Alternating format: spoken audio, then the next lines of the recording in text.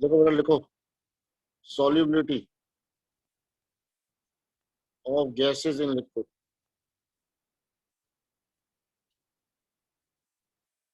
Heading डालो बेटा, solubility of gases in liquid। Gases liquid में सॉल्युबल होती हैं, तो ये सॉल्युबिलिटी किन किन फैक्टर्स पर डिपेंड करती है ये देखेंगे बेटा।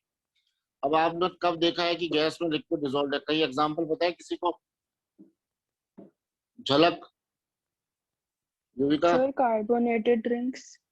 कार्बोनेटेड ड्रिंक जैसे, बिल्कुल। कोल्ड ड्रिंक्स, कोल्ड ड्रिंक्स कह लो, कार्बोनेटेड ड्रिंक्स कह लो, एरेटेड ड्रिंक्स कह लो, है ना? सब में सारी कोल्ड ड्रिंक्स हैं, और भी जो ड्रिंक्स होती है समझ रहे होंगे आपको, उसमें ये सब। वाइन कह रहा है बच्चा, वाइन। राघव कह रहा है। तो गैसेस डिसॉल्व होती है लिक्विड में, तो लिखो, in carbonated drinks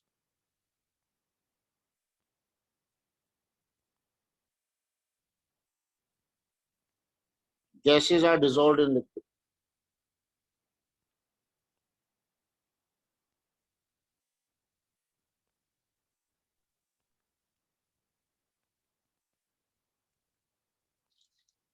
carbonated drinks में गैसेस डिसॉल्व होती है।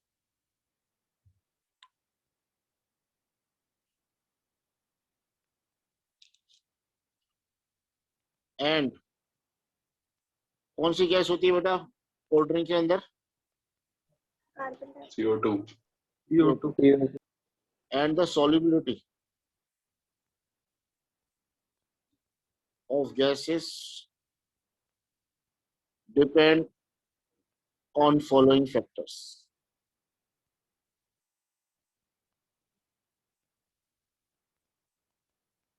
जैसे देखना बेटा, मान लो ये लिक्विड है एक, और ये दूसरा।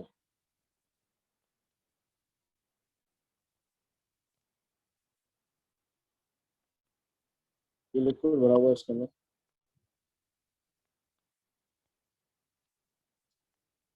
इसमें भी भरा हुआ है,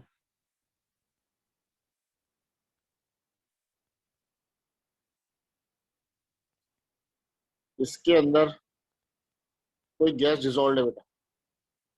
सपोज CO2 डिसॉल्व है, ये CO2 के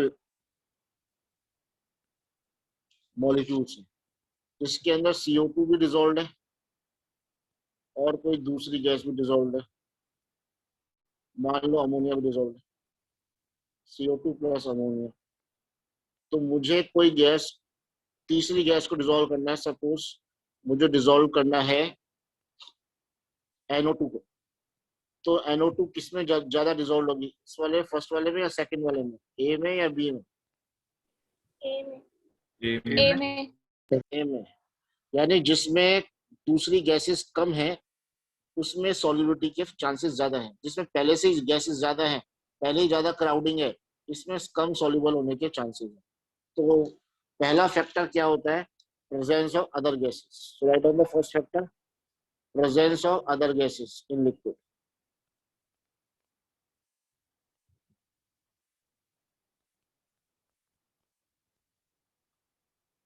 तो क्या लिखे सौरभ इसके अंदर?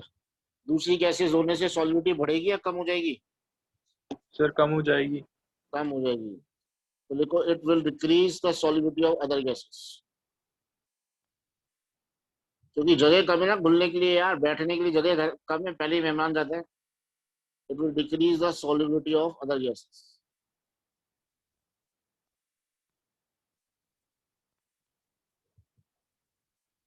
It will decrease the solubility of other gases।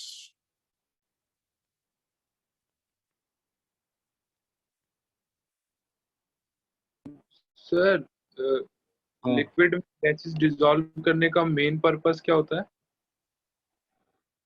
मतलब गैस डिसॉल्व की जाती है लिक्विड के अंदर, उसे ड्रिंकिंग के लिए अच्छा बनाने के लिए। सर अच्छा कैसे करेगी, मतलब कहने का मतलब क्या आपका? अगर तो कोल्ड ड्रिंक में अगर किसी को सोडा ज्यादा पसंद है, किसी को थम्स अप अच्छी लग रही है तो थम्स अप पिएगा, सोडा अच्छी ज्यादा लगता है। किसी को पेप्सी, सोडा कम अच्छा लगता है, पेप्सी पी लेगा। सब समझ गया? No sir. सर मतलब करते क्यों ही पूछ रहा हूँ मैं तो। करते क्यों है, बहुत जगह पे करते हैं, कोल्ड ड्रिंक्स के अंदर मिलाते हैं, अल्कोहल के अंदर मिलाते हैं, इससे टेस्ट बढ़ता है। सोडा होने से, सोडा ही तो है, सोडा क्या होता है, गैस ही तो भरी होती है उसके अंदर। Yes sir. समझ गया। सेकंड फैक्टर है, थोड़ा इंपॉर्टेंट है, लिखेंगे टेम्परेचर।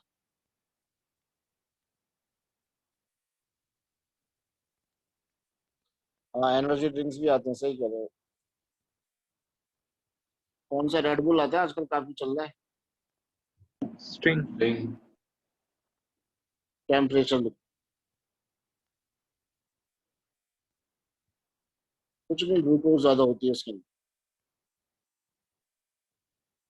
ग्लूकोज से क्या है, थोड़ा शुगर आ जाती है, तो थोड़ी एनर्जी आ जाती है। शिकंजी भी पी सकते हैं, पर शिकंजी आउटडेटेड मानते हैं। सेकंड फैक्टर है टेम्परेचर। टेम्परेचर से क्या फर्क पड़ता है बेटा, अब मेरी बात ध्यान से सुनना। जो रिएक्शन एक्सोथर्मिक होते हैं, जैसे कोई गैस आपने लिक्विड में डिसॉल्व करी और सॉल्यूशन बन गया, पर साथ में हीट भी निकली, तो क्या ये एक्सोथर्मिक रिएक्शन है, हाँ या ना बोलो। हाँ सर। Yes, sir. अर्चित, क्या Yes, ये sir. एक्सोथर्मिक है? Archit, yes sir. तो एक्सोथर्मिक रिएक्शन है, यानी हीट निकल रही है। तो एक्सोथर्मिक रिएक्शन में जितना टेम्परेचर दोगे और बढ़ाओगे, रिएक्शन पीछे जाती है। यानी टेम्परेचर बढ़ाने से रिएक्शन पीछे जाएगी और गैस और लिक्विड अलग अलग हो जाएंगे, यानी कि सॉल्युबिलिटी कम हो जाएगी। तो एक्सोथर्मिक रिएक्शन में टेम्परेचर और सॉल्युबिलिटी इनवर्सली प्रोपोर्शनल होती है। तो ये पॉइंट लिखें, with increase in temperature in exothermic reaction लिखें।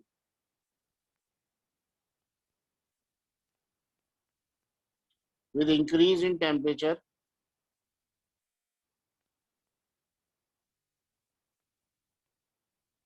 with increase in temperature solubility of gases, Vinayak क्या हो जाएगा, बढ़ेगी कम हो जाएगी?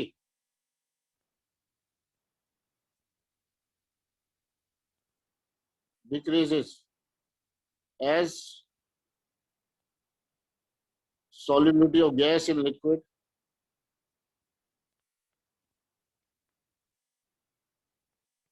is an exothermic reaction। ये एक्सोथर्मिक रिएक्शन है बेटा, याद रहे। solubility of gas in liquid is an exothermic reaction।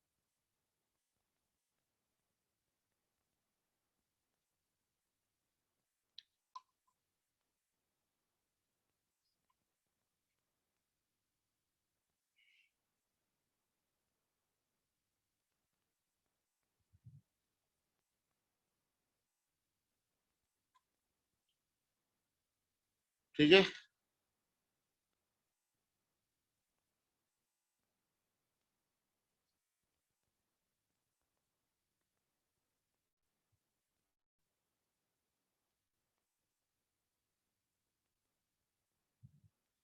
जो तीसरा, एक बार फिर से समझा दो क्या हो बेटा? टेम्परेचर। एक बार फिर से समझा दो टेम्परेचर। टेम्परेचर फिर से समझाऊं? Yes sir. अगली बार जो गैस जब लिक्विड में डिजोल्व होती है ना बेटा, तो हीट निकलती है हमेशा। तो हीट निकलेगी तो कैसी रिएक्शन होगी वो? एक्सोथर्मिक। एक्सोथर्मिक। तो एक्सोथर्मिक रिएक्शन में टेम्परेचर और सॉल्युबिलिटी इनवर्सली होती है। तो टेम्परेचर बढ़ाओगे तो सॉल्युबिलिटी कम होगी। क्यों? क्योंकि पहले इसमें हीट निकल रही है, आप और हीट दोगे तो रिएक्शन पीछे चली जाएगी। पीछे जाने का मतलब है गैस और लिक्विड अलग अलग होगा।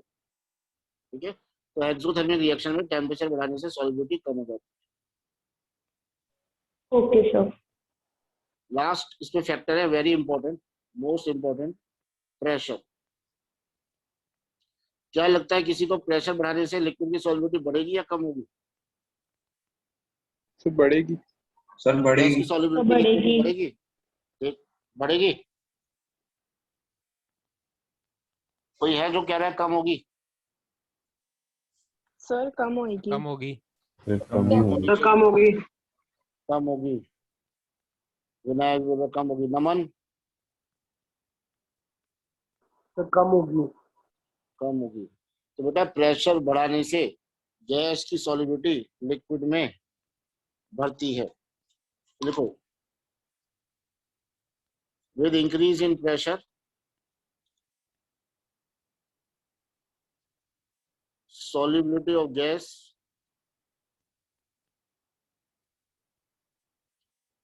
in liquid increases। अब आप बोलोगे सर कोई एग्जांपल बताओ, ऐसे तो हमें समझ में नहीं आया। आप एक बात बताओ, कोल्ड ड्रिंक तो खैर सबने पी होगी, पर कभी वो एक ठेले पे कोल्ड ड्रिंक नहीं बेचता था वो, जो एक मशीन से उसी के अंदर सोडा भरता था, याद है? किसी ने देखा है? नॉर्मल पानी लेता है, नॉर्मल पानी में सोडे, यस सर। है ना, सोडा मशीन होती है उसके पास, उसके अंदर बोतल को डालता है, उसमें सोडा भरता है। याद आ रहा है किसी को? तो वो यस प्रेशर से सर। अंदर, प्रेशर से मिक्स करता है उसके अंदर, इसलिए वो मिक्स हो जाती है। अब ऐसे ही अगर मैं आपसे पूछूं कि एक सॉरी, कि एक दिन मान लो कि भाई आर्यन है, आर्यन सिरोही, आर्यन अब पेप्सी पी रहा है, ये पेप्सी की बोतल है, आर्यन पेप्सी पी रहा है, ठीक है, पेप्सी, और स्ट्रॉ से पी रहा है भाई। तो पेप्सी पीते पीते आराम से बहुत टाइम पास करते हुए पेप्सी पी रहा है, तो उसको ब्लो कर रहा है एयर, बुलबुले फेंक रहा है उसके अंदर, तो क्या वो पेप्सी थम्स अप में बदल जाएगी क्या? नहीं सर। क्या उसमें CO2 बढ़ जाएगी? क्यों? अपन जब ब्रीद आउट करते हैं, सांस छोड़ते हैं, तो CO2 तो रिलीज करते हैं। तो ये CO2 इसके अंदर पेप्सी में मिक्स होके इसे थम्स अप क्यों नहीं बना रही? फिर प्रेशर नहीं लग प्रेशर नहीं है रहा। सर। प्रेशर नहीं है। बात समझ आ गई? तो बहुत प्रेशर चाहिए गैस को लिक्विड के अंदर डिसॉल्व करने के लिए। जितना ज्यादा प्रेशर लगाओगे उतना ज्यादा सॉल्युबल होगी गैस लिक्विड के अंदर। तो इसी बात को कहा एक साइंटिस्ट थे, उसका नाम था हेनरी। तो बहुत इंपॉर्टेंट है, लिखे हेनरीज लॉ। इसके दो स्टेटमेंट थे। स्टेटमेंट वन, जो मेन लॉ है, अगर पूछे राइट राइट हेनरीज लॉ, तो बस आंख बंद करके ये वाला लॉ लिखना है बस। अच्छा, पार्शल का मतलब पता है आप लोगों को? पार्शल, मेरी बात समझना, मैं बताऊं पार्शियल प्रेशर का मतलब क्या होता है। देखो, जैसे ये कंटेनर है, इसके अंदर लिक्विड भरा है भैया, इसके अंदर दो या तीन गैसेस डिजोल्व है, तीन मान लेते हैं, एक गैस ए मान लेते हैं, ब्लैक डॉट है मॉलिक्यूल्स ए, एक मान लेते हैं बी गैस डिजोल्व है इसके अंदर, ये रेड डॉट है, एक ग्रीन डॉट मान लेते हैं सी।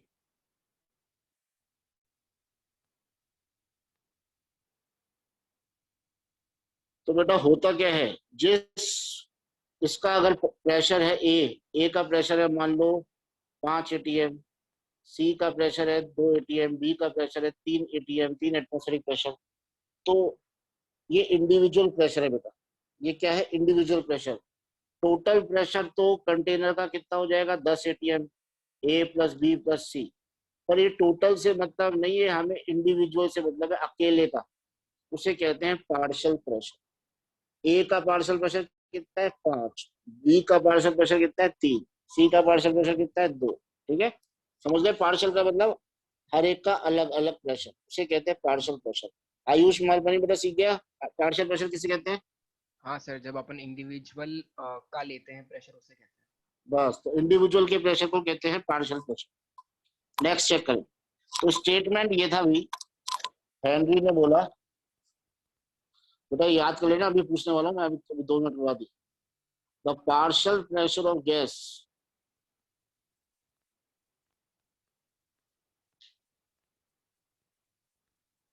dissolved in liquid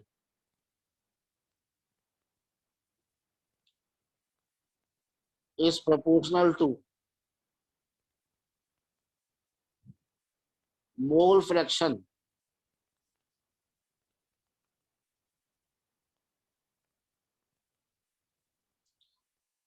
of the gas dissolved in it, mole fraction of the gas, or the solubility of the gas. Mole fraction कह लो या सॉलिबिलिटी कह लो, एक ही बात। Of the gas dissolve. तो पार्शियल प्रेशर गैस का P is proportional to mole fraction. Mole fraction फिर से बताया तो बेटा क्या होता है, एक कंटेनर में A और B दो सब्सटेंसेस हैं, A के मोल्स हैं Na, B के मोल्स हैं Nb। तो मुझे मोल फ्रैक्शन निकालना है A का, तो A के मोल्स अपॉन में टोटल मोल रख दूंगा। मुझे B का मोल फ्रैक्शन निकालना है, तो B के मोल्स कितने हैं इन टोटल, इसे कहते हैं B का मोल फ्रैक्शन, इसे कहेंगे A का मोल फ्रैक्शन। बस टोटल में खुद का, that is mole fraction. The partial pressure of a gas dissolved in liquid is proportional to the mole fraction of the gas dissolved. ये ठीक है बेटा, P is proportional to X। इसके अंदर X क्या है Naman? Naman what is X here? Please unmute बेटा। The partial pressure. What that is P. What is X? Farhan, what is X? Sir, mole fraction. Mole fraction of the gas. तो ये लिख ले बेटा साइड में, P is partial pressure of the gas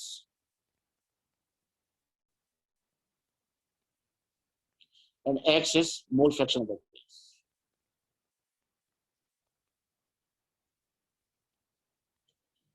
अब सबको पता है प्रोपोर्शनलिटी का साइन है, प्रोपोर्शनलिटी का साइन हटेगा क्या आएगा? प्रोपोर्शनलिटी का साइन हटेगा तो कांस्टेंट आ जाएगा, that is P equal to KX। इसे KH भी कहते हैं, हेनरी साइंटिस्ट का नाम था, he discovered that, so in the honor of him we say this as Henry's constant। इसकी कोई वैल्यू हमें याद नहीं करनी क्योंकि हर गैस के लिए अलग अलग होती है, तो या तो ये दोनों दे देगा ये पूछेगा, या ये दोनों दे देगा ये पूछ लेगा। तो हेनरी कांस्टेंट हमें याद नहीं करना है, ठीक है। अब एक सिंपल सा ग्राफ दे रखा है, तो इजी है, कोई खास बात है नहीं। P और X के बीच में अगर आप ग्राफ बनाओ तो दोनों डायरेक्टली प्रोपोर्शनल है ना, कैसा ग्राफ बनेगा? ऐसा, बस लिख लो, दिस इज स्टेटमेंट 1। इस स्टेटमेंट के हिसाब से क्या मैं लिख सकता हूं? Eight constant pressure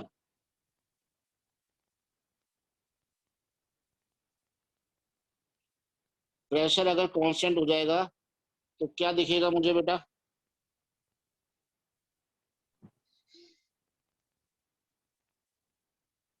pressure constant हो जाएगा तो मुझे क्या दिखेगा? X equal to 1।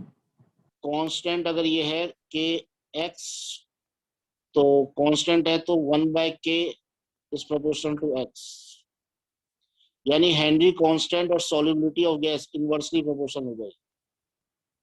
सही है कि नहीं है? ये नीचे आ जाएगा तो ये दोनों इनवर्सली हो जाएगी। तो लिखो at constant pressure Henry constant is inversely proportional to solubility या mole fraction of the gas.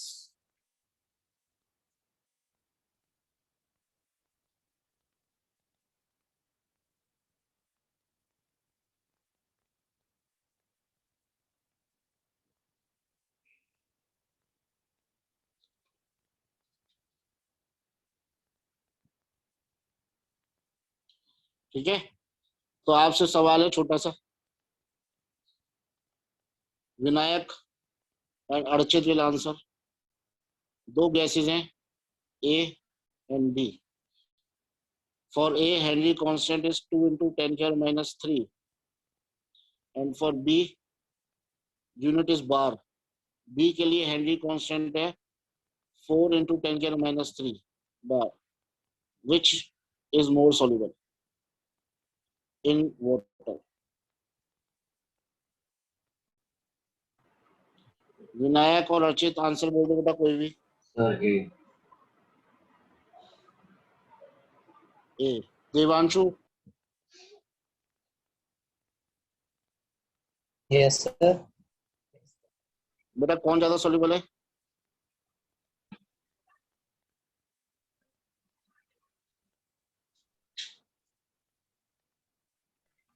Sir हाँ सर मेरे हिसाब से ए। ए कोई बच्चा ऐसा है जो कहना चाहता है कि बेटा सर बी, बी ज्यादा सॉल्युबल है? देवांश? सर ए ए बिल्कुल सही आंसर है, ए ज्यादा सॉल्युबल है। ठीक है, तो लिख लो, क्योंकि हेनरी कांस्टेंट और एक्स इनवर्सली प्रोपोर्शनल है, तो जिसका हेनरी कांस्टेंट कम होगा वो सॉल्युबल ज्यादा होगा, तो आंसर इज ए। इस पर न्यूमेरिकल भी करेंगे ना, टेंशन नहीं है, अभी करें।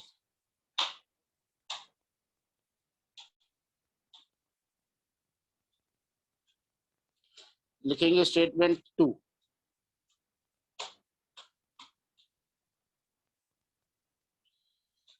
स्टेटमेंट 2 भी काफी कुछ स्टेटमेंट 1 से मिलता है, जरा सा फर्क है। फर्क यह है कि the mass of gas dissolve, उसमें तो उसने प्रेशर की बात की थी, pressure is proportional to X. इसमें बोला the mass of gas dissolve. अगर प्रेशर कंसीडर कर रहा है तो ये लगाएंगे, मास कंसीडर कर रहा है तो ये फॉर्मूला लगाएंगे।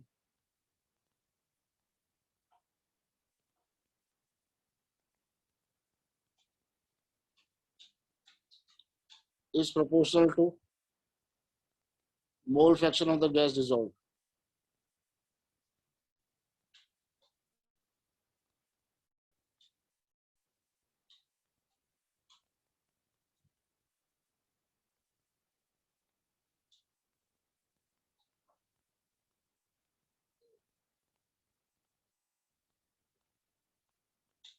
तो इसको अपन कैसे लिखेंगे बेटा in statement? Mass is proportional to, sorry mole fraction नहीं, सॉरी सॉरी गलत किया बेटा, इसको पार्शियल प्रेशर लिखो, क्योंकि गैस का तो ये आ ही गया, उसमें पार्शियल प्रेशर होता गैस। उसमें सॉल्युबिलिटी मोल फ्रैक्शन था एक्स के प्रोपोर्शनल, यहाँ मास है प्रोपोर्शनल प्रेशर। ठीक है, कांस्टेंट आ जाएगा,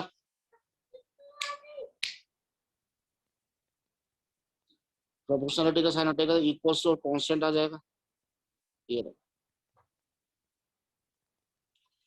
तो mass of the gas dissolved is proportional to the partial pressure of the gas. एक बार सौरभ गोटवाल बेटा दोनों डेफिनेशन बताएगा, स्टेटमेंट 1 बता दे बेटा।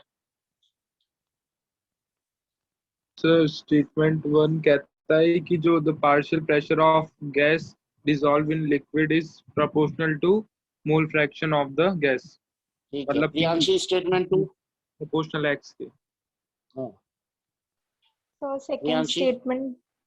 सेकंड स्टेटमेंट बोलता है कि जो मास है गैस डिसॉल्व का वो डायरेक्टली प्रोपोर्शनल होता है पार्शियल प्रेशर के।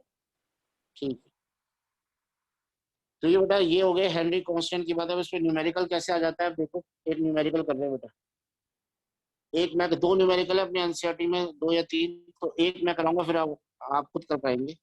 पहला न्यूमेरिकल मैं ही सॉल्व करूंगा बेटा, ध्यान से देख लो, ये इंटेक्स क्वेश्चन है एनसीईआरटी का।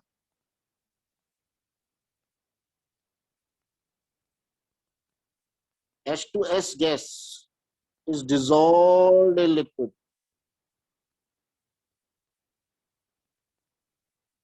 at NTP, नॉर्मल टेम्परेचर और प्रेशर, यानी कि प्रेशर 1 बार लेना है, टेम्परेचर 27 डिग्री सेल्सियस, एनटीपी का मतलब। H2S गैस को डिसॉल्व किया लिक्विड में, एनटीपी।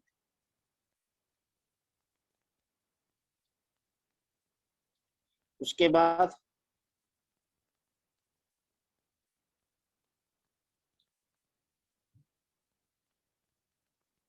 हमने दे रखा है calculate the value of Henry's constant of the gas if 1 molar gas is dissolved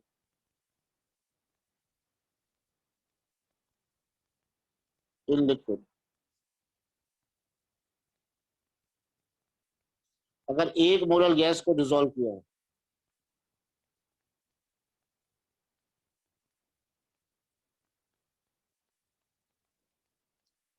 पहले अभी लिख ले बेटा, मैं करवा रहा हूँ क्वेश्चन, देखो।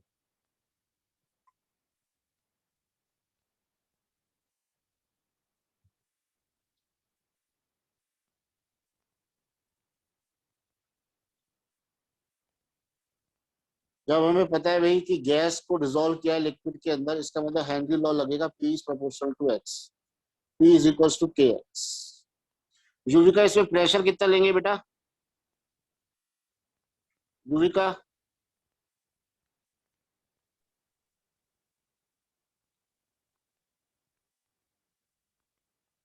बेटा मैसेज कर दे, आवाज नहीं आ रही।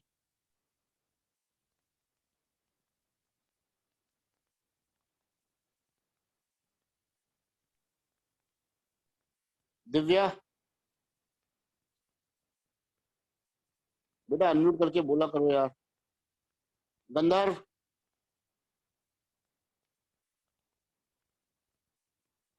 काव्या, सबके माइक खराब है क्या? क्या? हाँ बोलो। 1 लेंगे। 1 बार, 1 ही लेंगे बेटा। ये लिखा नहीं होगा, बस एनटीपी से याद रखना है आपको, एनटीपी में 1 बार होता है। के आपको निकालना है, एक्स आपको पता निकाल पड़ेगा लैंग्वेज में से। देखो 1 मोलल का मतलब क्या है मुस्कान? 1 मोलल का मतलब क्या होता है? मोलैरिटी गिवन है। मोलैलिटी। मोलैलिटी की डेफिनेशन होती है moles of solute in 1 kg solvent. Sir तो आवाज नहीं आ मोल रही है? कितना आ रही है बेटा? अब आ रही है आवाज। ओके। 1 मोल्स ऑफ सॉल्यूट, तो कितने मोल है? 1 मोलल, तो 1 ही मोल है, और 1 ही केजी सॉल्वेंट का मास। तो 1 केजी कह लूं या 1000 ग्राम कह लूं, एक ही बात। पानी लिया तो सॉल्वेंट है 1000 ग्राम पानी, तो 1 मोलल का मतलब है 1 मोल सॉल्यूट 1000 ग्राम पानी में। तो कैसे करेंगे? एक्स है मोल fraction of H2S। Mole fraction क्या होता है? मोल्स उसी सब्सटेंस के अपॉन टोटल मोल्स। टोटल क्या है? एक तो H2S है और एक पानी है उसके अंदर, बस।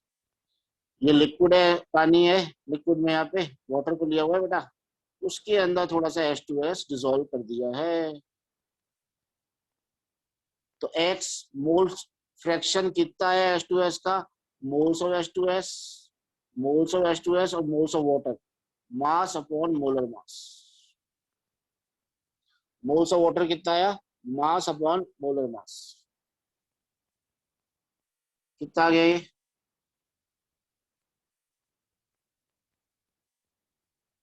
1000/18 55.55 आता है।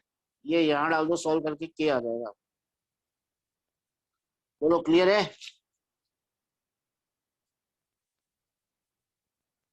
Yes sir. सर एक बार वापस बता दो। बताओ। सर एनटीपी क्या है? यूनिट क्या? एनटीपी होता है नॉर्मल टेम्परेचर प्रेशर। अब देखो यूनिट कैसे निकालते हैं। प्रेशर की यूनिट होती है बार, मोल फ्रैक्शन की कोई यूनिट नहीं होती, ऊपर भी मोल नीचे भी मोल, तो बार ही आएगी यूनिट। अब देखो बेटा फिर से, मुझे दे रखा था 1 मोल, 1 मोलल। 1 मोलल का मतलब होता है, अगर 2 मोलल होता तो उसका मतलब होता है 2 मोल सॉल्यूट के 1000 ग्राम पानी में। 3 मोलल होता तो 3 मोल 1000 ग्राम में। 4 मोलल होता तो 4 मोल 1000 ग्राम में। 1 मोलल है तो 1 मोल 1000 ग्राम में। तो मोल फ्रैक्शन कैसे निकालेंगे झलक? जिसका मोल फ्रैक्शन निकालना है उसके मोल्स ऊपर और नीचे टोटल। टोटल मोल रखेंगे झलक। टोटल हाँ क्या क्या सर। चीजें हैं? H2S और पानी है, वाटर है। Yes sir. तो H2S के मोल्स तो तुझे दे रखे हैं क्वेश्चन की लैंग्वेज में, 1 मोल यानी 1 मोल, ठीक है। और पानी के मोल्स हाँ। कितने होते हैं? 2। मास। पानी के मोल कितने? मास अपन मोलर मास। पानी का मास 1000 ग्राम दे रखा है क्वेश्चन में। हाँ सर। अपन मोलर मास पानी का H2O होता है 16 इसका और 2 इसका। सर एक बार पूरा सॉल्व करके बता दो ना। पूरा सॉल्व करो बेटा, पूरा कर लेते हैं, रुक जा। पूरा सॉल्व हो जाएगा, उसमें कोई खास बात नहीं सर है। 56.5 आ रहा है। हाँ नीचे तो 56.5 आएगा, तो 1 डिवाइडेड बाय 56.55, तो ये आ जाएगा 1 equal to K into 1 upon में सॉरी ये आ जाएगा 0.0176, तो ये आ जाएगा 1 डिवाइड बाय 0.0176, 56.8।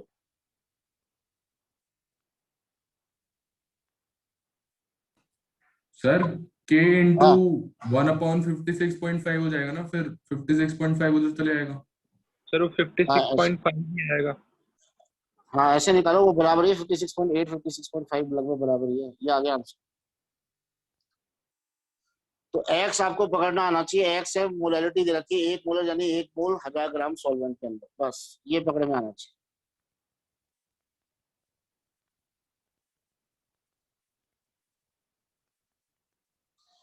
अब और एक क्वेश्चन करेंगे।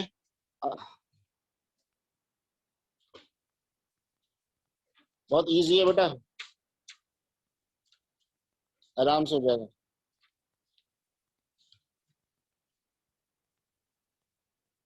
कुछ ये 2.6 था, 2.7 करेंगे, नोट कर लो उसको बेटा।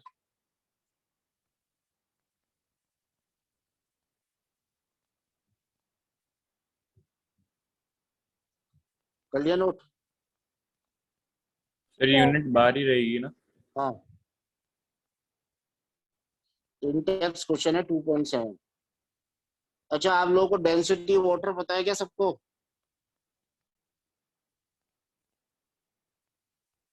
बोलो किसी को पता है डेंसिटी वाटर की कितनी होती है? याद है? 1 ग्राम पर ml होती है। ठीक है, अब इसका यूज करेंगे इस क्वेश्चन के अंदर। तो क्वेश्चन मैं बता रहा हूँ बेटा, ध्यान से देख। हेनरिक और एक चीज और देखना, 1 पास्कल में 10 की पावर 5 एटमॉस्फेरिक प्रेशर होता है।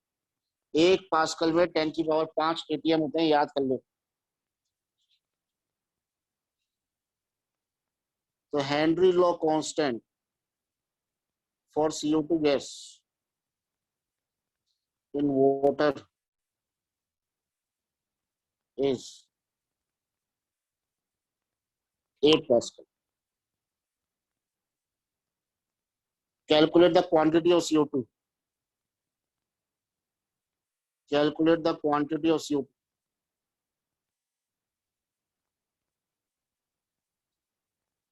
in 500 ml soda water.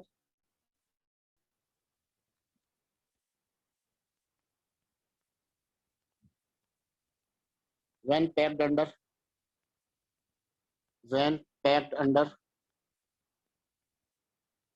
2.5 atm CO2 pressure.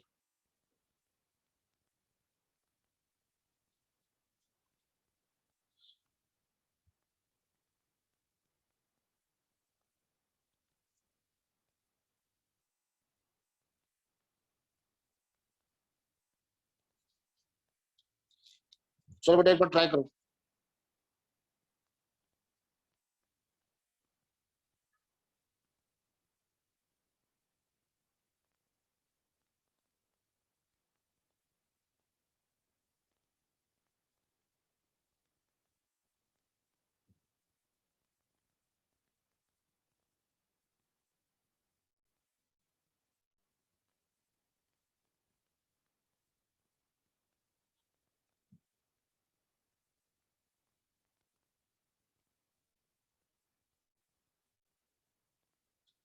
एक बार ट्राई करो बेटा, P इक्वल टू KX से शुरू करो। आप बोलो सर एक फॉर्मूला और लिखा है था अभी आपने, M इक्वल टू KP, वो कब करना है बता रहा हूँ। जब मास दे रखा हो गैस का ग्राम्स के अंदर, तब ये फॉर्मूला लगाना है, वरना यही फॉर्मूले से काम होगा।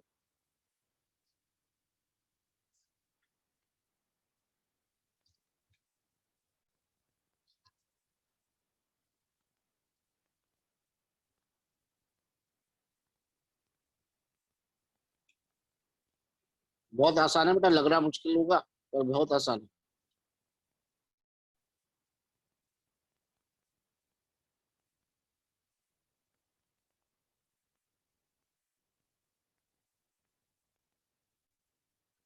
देखो मैं करा रहा हूँ, देखो ध्यान से।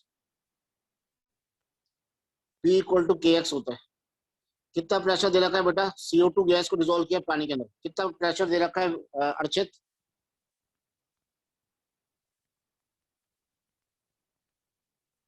बेटा अनम्यूट करके बोलो सब लोग, जिससे पूछा जाए।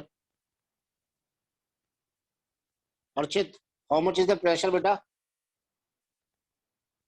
अनुज,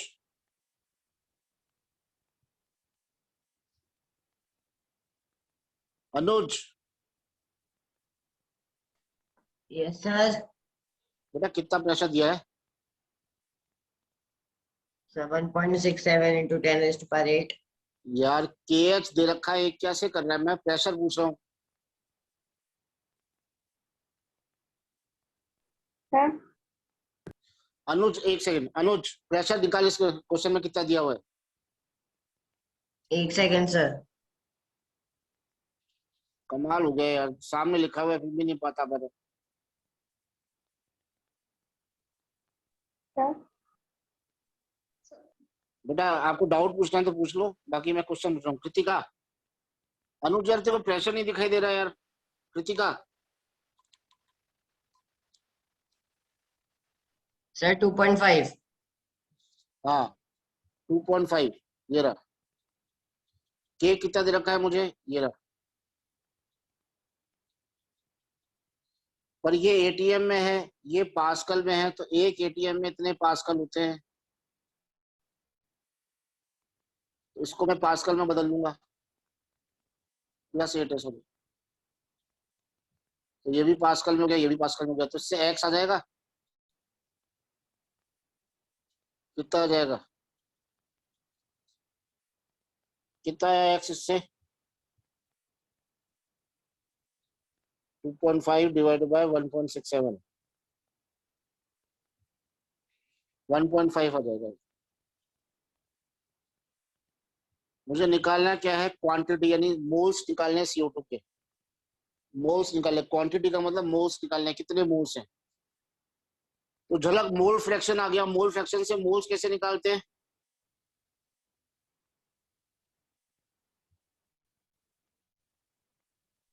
सर ऊपर जिसके ऊपर ऊपर जिसका CO निकालना है मोल फ्रैक्शन, हाँ और और नीचे नीचे दोनों का टोटल कौन सा है? निकालना। दूसरा दूसरा किसके मोल लूं? CO2 का वाटर किस मोल? Water water water. बस। अब 500 ml 500 ml सोडा वाटर का मतलब है, चलो पहले तो CO2 के मोल्स निकालने हैं, तो उसकी जगह तो n रख देंगे। x की जगह ये रख ही दिया मैंने यहाँ पे 1.5 इंटू 10⁻³ पानी के मोल्स कैसे निकालेंगे ये मैं जिससे पूछूंगा वो बताता जाएगा। मनन Sharma. Sir, given mass upon molar mass 1000/18. ठीक है, मनन शर्मा कह रहा है 1000/18। नील सर 1000/18। ठीक है। दीपांशु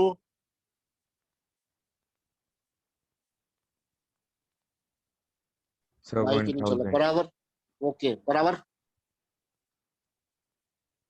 बराबर। सर 500/18।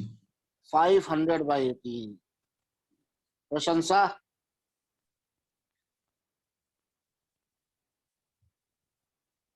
प्रशंसा हाँ फिर से बोलो। 1000/18। 1000/18। प्रियांशी So 500/18. सर ठीक है। हाँ 50/18।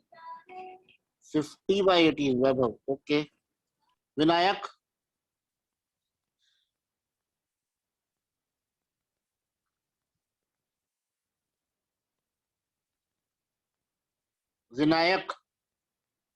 बेटा अनम्यूट करके जल्दी बोलो यार, इतने सारे बच्चे हैं। Yuvika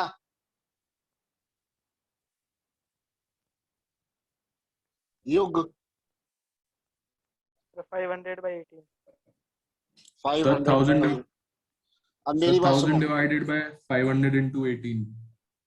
1000 divide by 500 into 18। अच्छा अर्चित, अब माइक चालू हो गया क्या अर्चित? Yes sir. हाँ बोल बेटा। 500/18। ठीक है, अब देखते हैं बेटा। देखो किसका आंसर सही है, आप निकालना। 500 ml सोडा वाटर और मुझे निकालने मोल्स ऑफ वाटर। मोल्स होते हैं मास अपॉन मोलर मास। पानी का मोलर मास H2O का 2 + 16 18 आ गया। मास कितना है, तो डेंसिटी होती है मास अपॉन वॉल्यूम। डेंसिटी कितनी दे रखी है पानी की, हमें याद है 1 ग्राम। वॉल्यूम है 500, ये रहा झलक, ये 500 ml तो दे रखा है वॉल्यूम। Yes sir. बस, तो मास कितना आ गया झलक? बेटा जोर से बोल, सर जल्दी बोल। 500 आ गया, 500 आ हाँ, गया। 500 याद रख दे। तो मोल्स जिन्होंने 500 में 18 कहे थे वो बिल्कुल सही थे। ये इसका आंसर आ जाएगा, सॉल्व कर लेंगे। CO2 के मोल आ गए, बस ऐसे कर लेते हैं। लिख लो।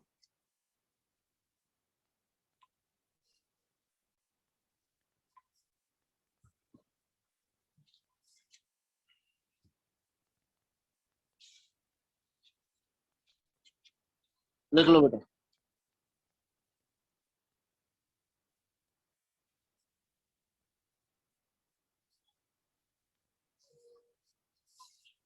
अगला क्वेश्चन करेंगे, वो भी बहुत आसान है, बहुत आसान। वो आप ही को करना है।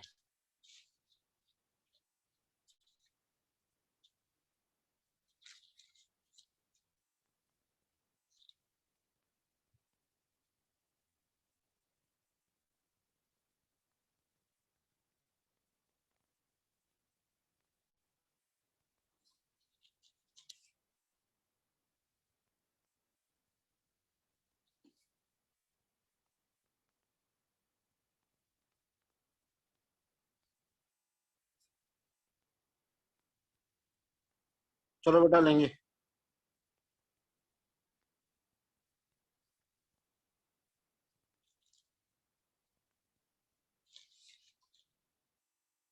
अगला क्वेश्चन कर रहे हैं, question number 2.35।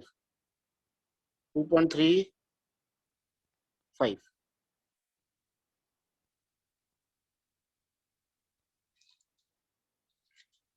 Henry law constant.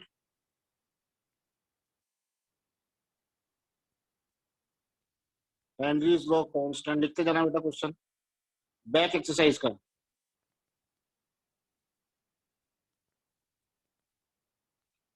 For molality of methane in benzene is 4.27 into 10⁵ mmHg. Calculate solubility of methane. Solubility of methane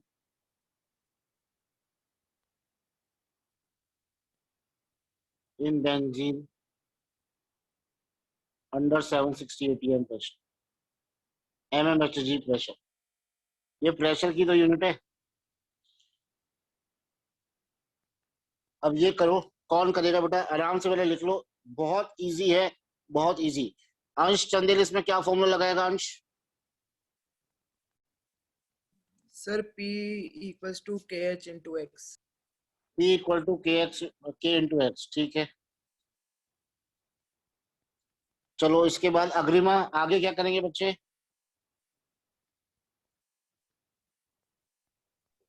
yes sir. हाँ, क्या करेंगे अब? सम वैल्यूज पुट करेंगे। हाँ बोलो, प्रेशर कितना है?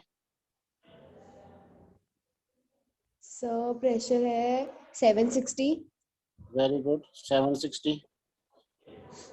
के कितना है? सर 4.27 into 10⁵ ठीक है। और सॉल्युबिलिटी और निकालनी है, एक्स ही तो निकालना है, बस आ गया आंसर।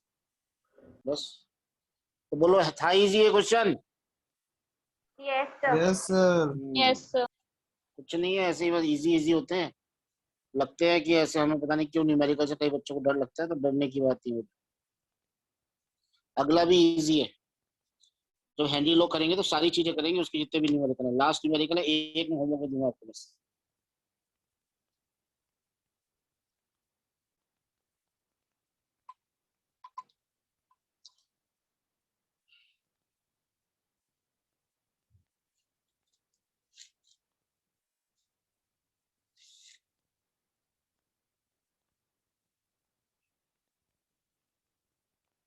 सर आंसर 1.77 है। शायद यही होगा। नहीं यार, इतना कैसे आएगा? 10 की 5 भी तो है sir 1.78 into 10 raised to the power -3 आ रहा है। हाँ, ये आएगा। और कोई यूनिट नहीं होगी, मोल फ्रैक्शन की कोई यूनिट नहीं होती। तो सर यही तो बोला था। तो 10 की -3 नहीं बोला ना तुम्हें? हाँ सर, वो भूल गया। 2.13 करेंगे। Partial pressure of ethane, P दे रखा है, पार्शियल प्रेशर यानी P of ethane over a solution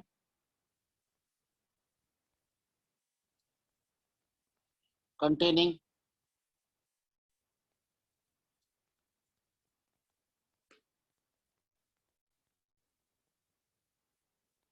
-3 gram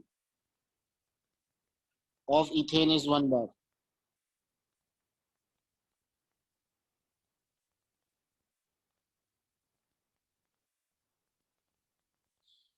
If a solution contains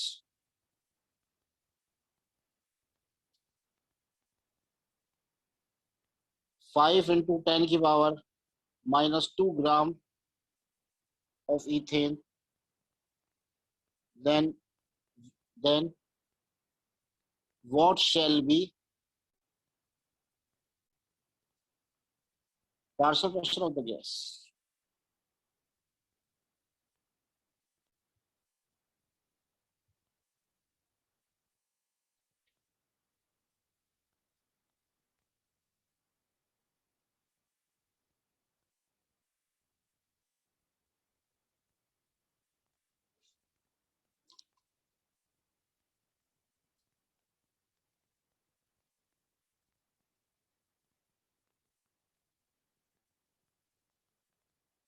What shall be partial pressure of the gas? तो देखो बेटा ये कैसे करेंगे, ध्यान से देखना। कोई बच्चा बताना चाहेगा कौन सा फॉर्मूला लगेगा? पहले तो ये बताओ, मैं जिससे पूछ लेता हूँ वो बताएगा कि भाई इसमें P = KX लगेगा झलक, या M = KP लगेगा।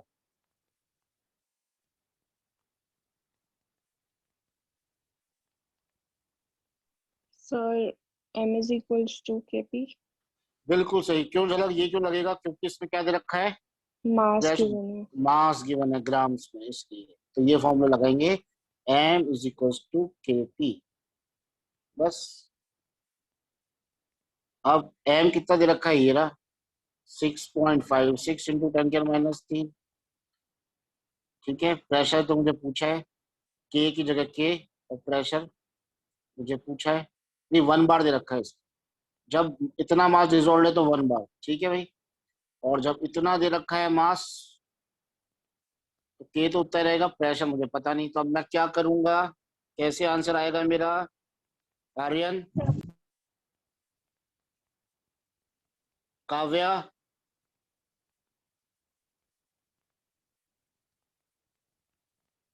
मुस्कान। सर KH निकाल लेंगे ऊपर वाले से, फर्स्ट वाली इक्वेशन से। ऐसे कर लो, नहीं तो यहाँ डिवाइड कर दो दोनों को, आगे आंसर। K से K कट जाएगा, P आ गया। सही है? Okay sir. या ऊपर से जो K आया, ये K इतना ही तो है, इसको यहाँ डाल देंगे, P आ जाए। तो 1/2 कर दो, ये ऊपर से K निकाल के सेकंड में डाल दो, बस। कितना इजी। युविका क्लियर हो गया बेटा? कैसे किया हमने बता दे, एक बार एक्सप्लेन कर दे युविका।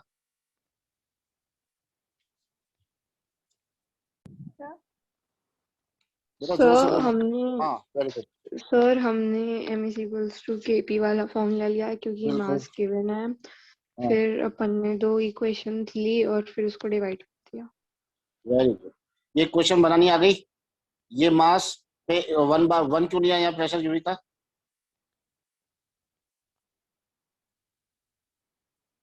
सर कुछ पूछा आपने? 1 क्यों लिया यहाँ?